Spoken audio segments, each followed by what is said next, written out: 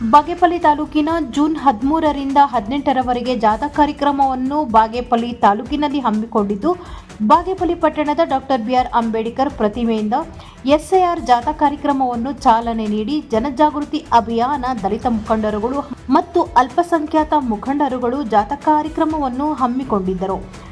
ಹಿರಿಯ ದಲಿತ ಮುಖಂಡರಾದ ಎವಿ ಪೂಜಪ್ಪರವರು ಮತ್ತು ಅಲ್ಪಸಂಖ್ಯಾತ ಮುಖಂಡರಾದ ಜಾಕೀರ್ ಖಾನ್, ದಾಸರಿ ನರಸಿಂಹಮೂರ್ತಿ ಮತ್ತು ಇನ್ನೂ ಅನೇಕ ದಲಿತ ಮುಖಂಡರುಗಳು ಹಾಗೂ ಅಲ್ಪಸಂಖ್ಯಾತ ಮುಖಂಡರುಗಳು ಭಾಗಿಯಾಗಿದ್ದರು.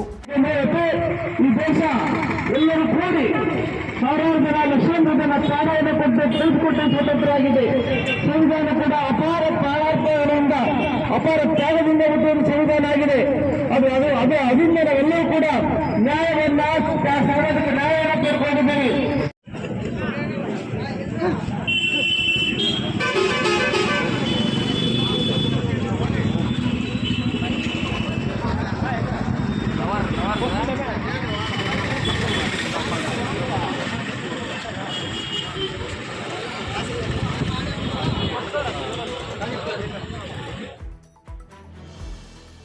ಗೌರಿಬಿದನೂರು ತಾಲೂಕಿನ